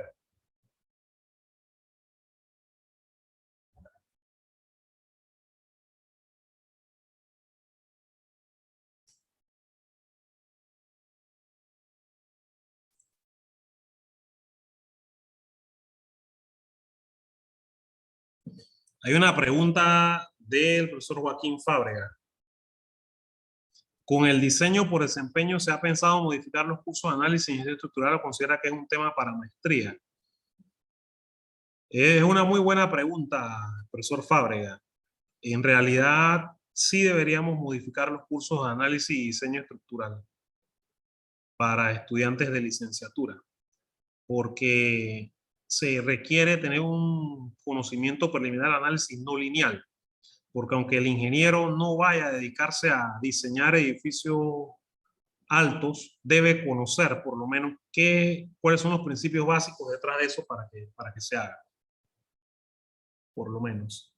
Nicole Navarro pregunta si Jeddah y la terminal del aeropuerto usó amortiguadores en legisladores para disipar energía. No, no tienen estos amortiguadores ni aisladores, por lo menos. En caso de aeropuerto y seguro en Torres Jeddah no dice nada por ningún lado, no lo mencionan en ningún lado. Quizás, quizás tenga algo, pero no. Pasa como se diseñaron por desempeño, al final lo que han es determinado verdaderamente dónde se forman las articulaciones plásticas y optimizar el diseño del edificio. Así que la pregunta de Nicole es muy válida y la del profesor Fábrega también. Sí tenemos que sentarnos los docentes a revisar los temas de análisis y diseño estructural para los próximos ingenieros. Definitivamente que para meterse en el detalle habrá que meterse en una maestría y ya trabajaremos en la UMA para tener una maestría en esa línea. Pero los ingenieros tienen que tener algún conocimiento general, por lo menos, de eso. Así que vamos a ver. ¿Cuál podría ser la altura máxima de diseño? Pregunta Carlos Vallejo. Para el caso de diseño por desempeño no hay límites. Si es descriptivo, sí puede haber límites dependiendo del tipo de sistema estructural que se utilice. Nicole González, de nada, excelente presentación. Gustavo Polanco, ¿cuál es el significado de SS y S1? SS es la aceleración espectral de periodo corto, o sea, de 0.2 segundos de periodo, y S1 es la aceleración espectral de 1 segundo de periodo. Son valores que se obtienen de un análisis estadístico de los sismos en la zona. Eso es lo que representan. Se determinan estadísticamente. Después podemos hacer una presentación sobre eso, cómo salen esos valores. Edwin Rodríguez. ¿Qué aspectos ambientales van a tomar en cuenta para el diseño a futuro? Bueno, el ACI 31825 se enfoca en sostenibilidad. De hecho, esta semana hubo una presentación y fue en Dubái, precisamente. El martes, profe. Y hablaron mucho sobre el tema del desgaste de concreto. Hablaron también sobre en el caso de rehabilitación de estructuras, cuando se pica y demás, ¿qué pasa con ese concreto? Ya hay conceptos de reutilización de concreto también para el próximo código. O sea, se van a mantener los estándares de diseño que se han mantenido siempre, pero va a haber cosas que van orientadas a recuperar y utilizar de alguna manera el concreto estructural que ya cumplió una vida útil, pero que podría tener algún uso menor. Así que con eso, Edwin, creo que contesto tu pregunta.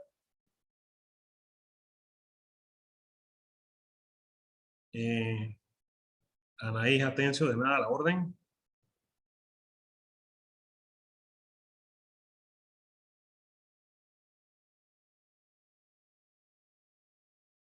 No sé si tienen alguna otra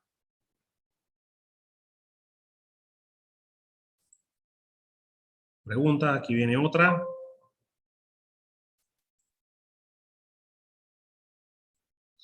Jan Carrizo. Cuando se habla de irregularidades en elementos verticales, ¿qué vendrían siendo esas irregularidades? Cuando se habla de las limitaciones en el método prescriptivo. Ok, esa es una muy buena pregunta. No tengo aquí la pizarra digital, pero le voy a hacer un dibujito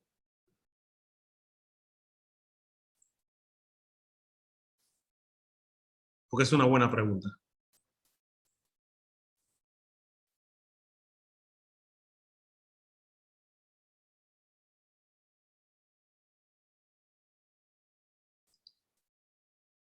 Bien, Jan, lo que ocurre es lo siguiente. Cuando se diseña prescriptivamente, si agarramos un marco,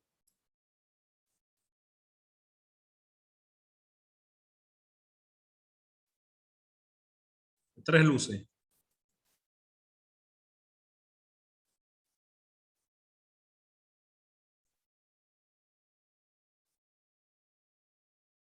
Estos elementos son verticales. Eso está bien desde el punto de vista de diseño prescriptivo. Sin embargo,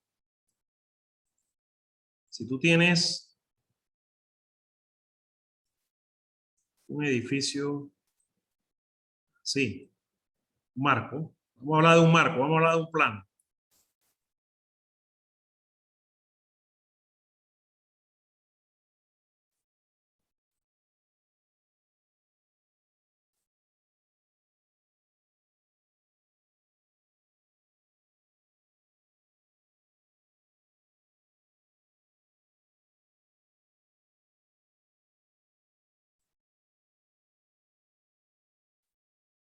Y a ti se te ocurre hacer esto. Eso no está permitido en el ASC 705.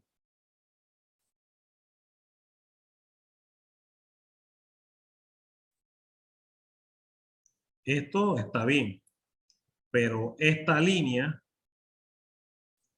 no se conecta con la base, lo que implica que al no conectarse eso con la base, esta viga es una viga de transferencia que tiene que traer todas esas cargas hacia acá y hacia acá. Entonces, eso hay que diseñarlo por desempeño.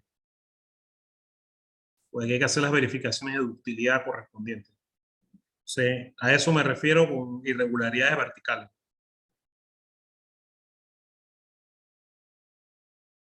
Esa es contestando la pregunta de Jan. Bueno, ya contesté la de Gustavo Polanco. Hay otra más que viene por ahí entrando. Michelle Villalaz.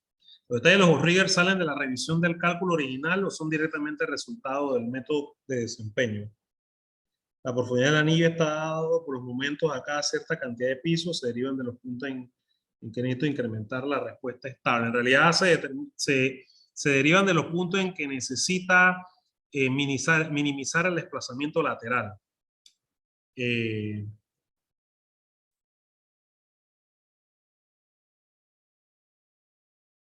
Eso ya se lo muestro.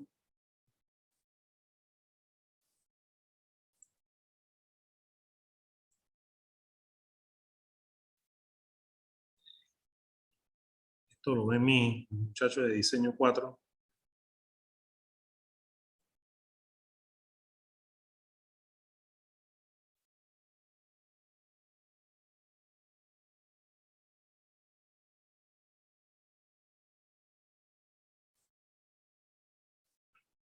Aquí está. Por ejemplo, en la Torre Trump.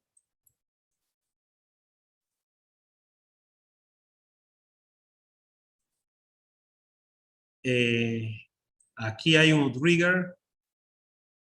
Aquí y aquí abajo, a 3 alturas. Eso es para controlar el desplazamiento lateral. De ahí salen. Porque si no los ponen, cuando hace la modelación del edificio le sale mucha deformación lateral. Porque estos elementos son esbeltos. Entonces es como un cinturón que amarra acá a cierta altura, entonces te va evaluando.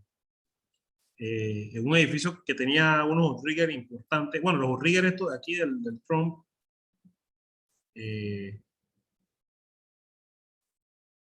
Por aquí están. Ahí están. Es casi un piso.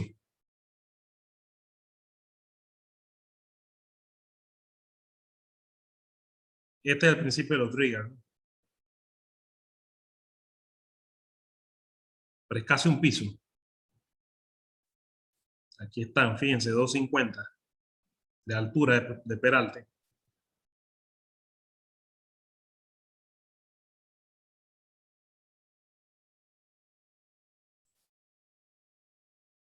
En ese caso, si las columnas se unen en 45 grados ante la base, se diseña por desempeño, sí, debería. Correcto.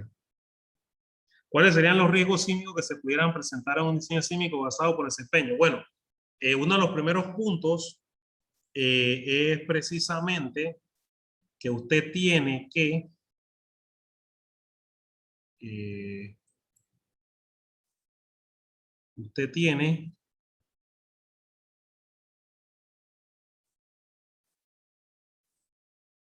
hacer un estudio de sismicidad de la zona. Aquí está. Definir los acelerogramas. Así que el riesgo usted lo tiene que evaluar previamente. Con toda la información sísmica que hay, se puede apoyar en sismólogos. Tiene que hacer un estudio de sismicidad. Tome en cuenta que esto no lo va a hacer para cualquier estructura por allí, lo va a hacer para proyectos específicos. Así que tiene que evaluar el riesgo sísmico.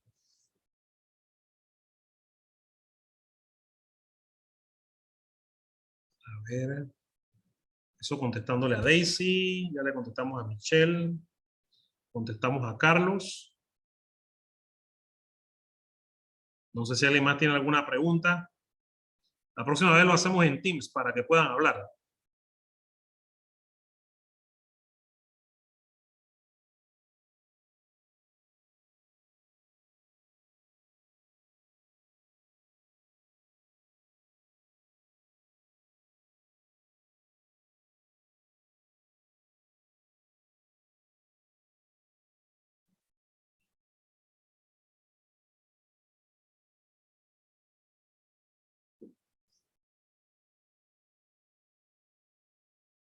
¿No hay preguntas?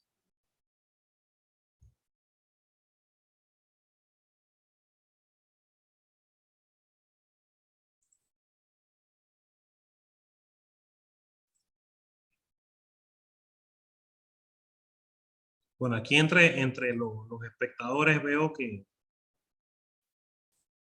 hay algunos profesores, profesor Alonso González, saludos, Aristides Rojas, la profesora Hilda Churra, profesor Joaquín Fábrega,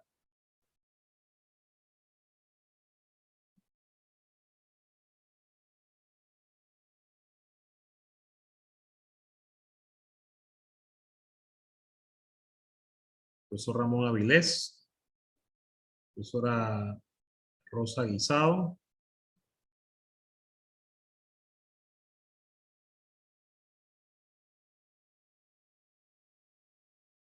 profesor Joaquín Fábrega.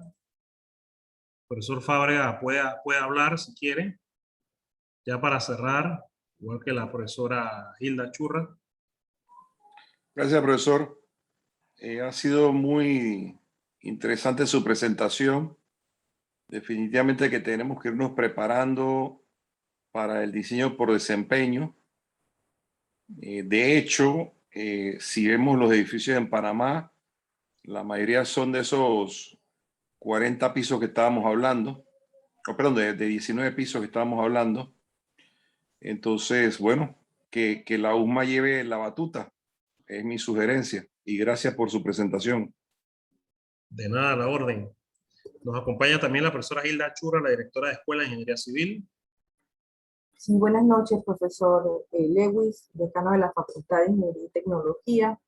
Bueno, agradecerle por la conferencia, a los estudiantes pues por mantener el interés en estos temas tan importantes que forman parte de su formación integral en lo que es específicamente el área de estructura, un tema de actualidad.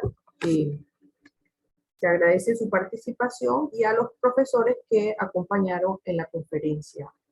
Buenas noches, tiene la palabra decano. No puedo ver. Sí, gracias, profesora. Aquí también está el profesor Ramón Avilés. Yo no sé si quiere aportar algo para los muchachos. ¿Qué tal, Edwin? Buenas noches a todos. Buenas noches. Aquí, pues, oye, muy interesante la presentación. De verdad, bueno, la actualización con respecto al nuevo rep. Yo siempre les comento a los muchachos que viene el rep, viene el rep, viene el rep. Sí, viene, pero, viene. pero, pero bueno, ahí vimos ahí más materializado, ¿no? Cómo viene la cosa. De verdad fue bastante instructivo por lo menos ver, ir viendo, pues, cuáles son los componentes, pues, cómo es la forma, cómo es la cosa, con lo que viene, ¿no? No es nada más como siempre les digo que viene. Y bueno, los muchachos tomen todas estas cosas en cuenta. El ingeniero, todo esto es parte de la caja de herramientas del ingeniero. Como mencionaste, está bien, hay que incluirlo en el nuevo programa porque son cosas nuevas, herramientas, nuevos procedimientos, nuevas metodologías, nuevas teorías que se van presentando. Y bueno, a todos, no nada más a los muchachos, a los viejos también, nos toca ir aprendiéndolas. Todas esas son partes, son herramientas de la caja de herramientas del ingeniero. Así que gracias por la actualización y a los muchachos y a todos, bueno, nos toca, ¿no? Sigue Claro, adelante. claro. Gracias, profe. Ahí está el profesor Alonso González también.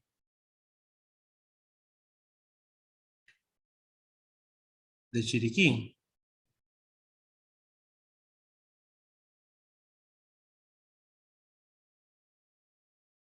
No nos escucha, pero el profesor Alonso, si quiere hacer algún comentario, ¿sí?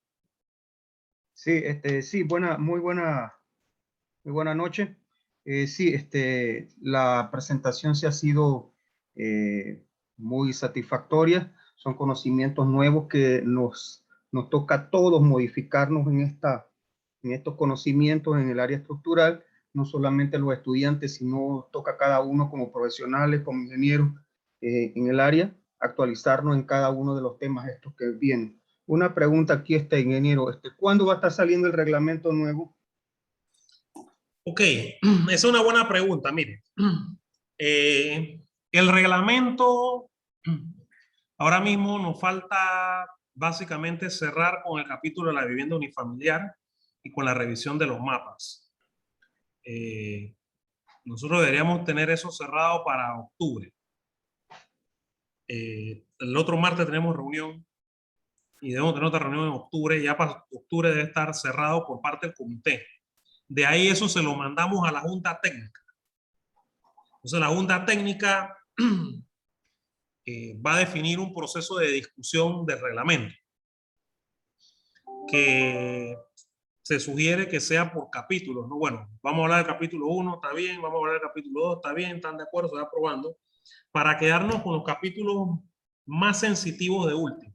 Juegos sensitivos, porque hay dos capítulos muy sensitivos en el código. Uno es el de la vivienda unifamiliar, porque la vivienda unifamiliar es lo más básico que debe hacer un ingeniero. Y hay una serie de detalles típicos, pero se va a entrar a hacer algunos ajustes en esa parte. Entonces, de seguro va a haber una reacción por parte del sector construcción. De que, bueno, ¿por qué tenemos que modificar algo que ya estaba y que ha funcionado? Lo que pasa es que no sabemos si ha funcionado, porque no ha ocurrido un evento sísmico importante para decir los detalles típicos para la construcción de vivienda funcionan. En realidad los detalles se mantienen, lo que se limita un poco es el uso, porque hay que documentar. El REP dice que usted hace fundaciones corridas 60 centímetros de profundidad y amarra y listo. Pero también le dice que tiene que ser directamente apoyado sobre el suelo. Entonces hay gente que hace rellenos en urbanizaciones y cimentan sobre rellenos. Entonces no está apoyando directamente sobre el suelo natural. Debe hacer una verificación de las condiciones del suelo para que no se hunda, para que no haya asentamientos diferenciales ni nada por el estilo. Hay cositas de esas que hay que revisarlas, unos temas ahí con las vigas de amarre. Y el otro capítulo es el de remodelaciones y rehabilitaciones. ¿Por qué? Porque ya tenemos muchos edificios viejos en Panamá. Entonces, ahora viene la parte de que, bueno, ¿qué se va a hacer para seguir utilizando esas estructuras? Tiene que haber algo. Entonces, hay un capítulo al respecto, así que eso va a generar mucha discusión. Sí, yo esperaría que eso que tiene que ver con rehabilitación y patología y eso. Correcto, así es. Porque eso es un tema que no se ha tocado en el reglamento y ahora se va a tocar en detalle. Si yo tengo un edificio, por ejemplo, como este donde yo estoy ahorita mismo, que se diseñó para oficinas, y esto le quieren cambiar el uso para uso hospitalario, ¿qué evaluación hay que hacer para validar que esto se le puede dar otro uso? O también usted tiene un edificio viejo, de esos que están por ahí, por ejemplo, en Avenida Perú.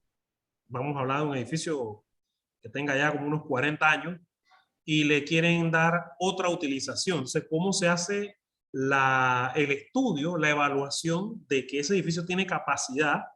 Porque no tenemos plano, no tenemos nada, para de ahí en adelante continuar. Entonces, esos temas van a generar mucha discusión en la sociedad. Así que ahí va a tocar hacer un trabajo de explicación y de discusión, ¿no? Sobre el tema. De que hay que regularlo. O sea, el tema va a haber que regularlo. No puede quedar abierto. Ya los puentes, ya tenemos un capítulo ya desarrollado sobre puentes y un anexo sobre puentes que no estaba bien regulado. Pues decía, use AASHTO, sí, pero use AASHTO puede significar muchas cosas. Usted comentó algo sobre los usos sostenibles. ¿Va a estar involucrado en el reglamento eso? En la versión 2021 no, pero en la 2024 sí. Sí va a venir algo sobre eso. Porque en realidad se quería sacar el reglamento para el 2024, pero lo que se va a hacer es sacar una versión para el 2021 y después una para el 2024, porque ya es necesario darle luz verde a la gente para que use, por ejemplo, el código ACI 31819. El código lo tenemos ahorita usando el 08. Ya necesitamos que se use el 31819, que tiene cosas que obviamente es un documento más organizado que el 2008, y que la gente pueda utilizar. Así que por eso se quiere ya sacar una versión de reglamento y después hacer una actualización dentro de 3 años. Pero en el transcurso del próximo año debería quedar aprobado. Y obviamente se darán como unos 6 meses para que se implemente. Y ahí sí van a incluir lo que son los mapas de aceleración de toda la... Ahora, eso sí viene en este reglamento, vienen los mapas de toda la República. A mí me tocó trabajar el tema de los mapas y tenemos mapas para todo el país. Ya no se va a usar la tabla. O sea, usted está, por ejemplo, allá en David, usted busca en el mapa el valor de aceleración. Los valores, los mapas van a estar en PDF y van a estar en formato digital. O sea, que usted va a poder cliquear con un punto en el lugar y le va a salir el valor de SS y S1. Así van a estar los mapas. Eso va a ser muy ventajoso también. Y bueno, sí. Lo otro importante es que en la medida en que vayamos, va a haber que ir educando, ¿no? Y explicando y diciendo esto que hemos estado haciendo ya acá en la universidad y de lo cual los profesores y los estudiantes han formado parte, nos pone en una muy buena posición, siento yo, porque estamos creando conciencia entre todos, de que tenemos que ir actualizando, tenemos que ir trabajando, tenemos que ir preparándonos, vienen cosas. La verdad que cuando miramos las preguntas que han hecho los estudiantes han sido muy buenas preguntas. Entonces, primero se ve que están prestando atención, segundo se ve que están involucrados en el tema ya. Entonces es muy positivo, pero muy positivo el tipo de preguntas que estamos viendo aquí. Y también el apoyo que nos están dando profesores, por ejemplo, como el caso suyo, que viene allá de la sede de Chiriquí. Así que siempre serán bienvenidos para estas actividades. Es una lástima que no podamos verle las caras porque no tenemos la función o sea, solamente me pusieron de panelista a mí cuando mandaron el cuestión, pero por eso logré aquí darle la palabra para que conversaran, ¿no? Para que comentaran. Y la verdad que hay gente muy interesada en estas cosas. Por eso están aquí, ¿no? Había una pregunta ahí bien interesante también, Michelle Villalaz, considerando que hay acelerógrafos en toda la ciudad. ¿Hay estudios de análisis de los datos obtenidos de acelerógrafos, de la información contenida en el código? No. La Universidad Tecnológica era responsable, a través del Centro Experimental de Ingeniería, de descargar las bases de datos que generan los acelerógrafos y procesarla, pero la universidad no le han dado presupuesto para eso, porque para eso se necesita contratar un personal para que agarre todos esos archivos TXT que tienen registros de aceleración con respecto al tiempo y procesarlos y graficarlos. Ahora, si alguien necesita hacer algo con esa información, la puede pedir. Usted quiere hacer una tesis, necesita hacer una investigación de sitio, puede pedirle al centro experimental la información. Yo quiero hacer un edificio y lo voy a hacer por desempeño. Quiero 3, 4 edificios que tengan acelerógrafos en tal lugar. Usted esa información se puede solicitar y le tocaría entonces a usted analizarla, agarrar los archivos TXT y mirar y buscar en los periodos de tiempo en los que se dieron los sismos para entonces hacer sus gráficos y hacer sus evaluaciones. Pero en algún momento nosotros vamos a tener que en Panamá, así como se creó el Instituto de Meteorología, crear un Instituto de Sismología en propiedad, con recursos, con gente, no sé, 50, 100 personas trabajando, y tenemos que formar gente especialista en sismología. Los ingenieros no somos expertos en sismos, somos expertos en diseño estructural, pero no somos verdaderamente los conocedores de los temas del sismo, de la sismología del sitio. Eso tiene su gente y hay que formar ese tipo de gente. Así que eso es otra cosa importante. Nosotros no podemos hacerlo todo. Tenemos que tener gente para hacer las cosas.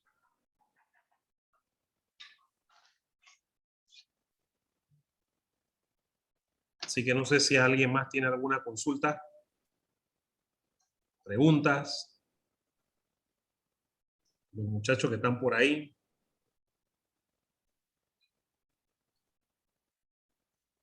La pregunta de Carlos Vallejos, que si no se habla de un capítulo de demoliciones para casos futuros, sí.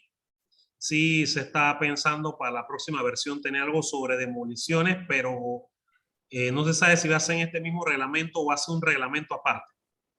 Pero sí, con las cosas que han pasado en los últimos meses, definitivamente que empieza uno a preguntarse, bueno, ¿y qué hacemos aquí? Porque no está regulado. Ahora mismo no está regulado.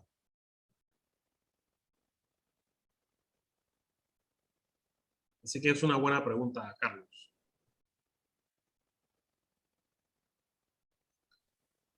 Bueno, les agradezco verdaderamente su participación esta noche.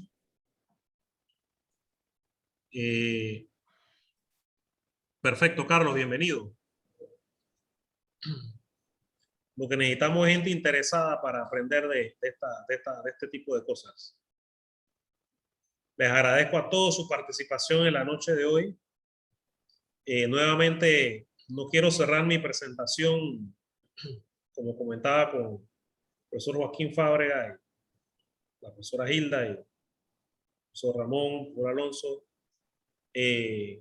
agradeciendo la labor que hizo el ingeniero César Quianco Delgado en el ejercicio de la formación de ingenieros y arquitectos estructurales dentro de la Universidad Católica Santa María la Antigua. También por el trabajo desinteresado que hizo el ingeniero César Quianco como coordinador del reglamento estructural panameño desde su primera versión, sin ningún interés económico, nada, simplemente lo hizo porque creyó en el reglamento estructural, creyó en generaciones de ingenieros y arquitectos que están hoy día ejerciendo. Era un excelente profesor, de esos profesores que te calificaban hasta las tareas, hasta el detalle, a pesar de que tenía 1000 ocupaciones privadas, porque al final él era ingeniero calculista, o sea, que trabajo tenía. Y definitivamente que deja un legado importante sobre nosotros y nos toca entonces a las actuales y futuras generaciones continuar con eso. Así que esperemos ya cuando haya la familia se haya tranquilizado un poco, poder nosotros dentro de la universidad hacerle un reconocimiento adicional por su contribución a nivel educativo y a nivel profesional en los temas de ingeniería estructural, ingeniería sísmica en el país, ¿no? Así que no podía cerrar la presentación sin reconocer nuevamente, humildemente, esa labor que realizó el ingeniero César Quianco. Así que a todos ustedes, muy pero muy agradecido por su participación, por sus preguntas, por su interés. Y esperemos para ver si de aquí en un mes tenemos otra presentación.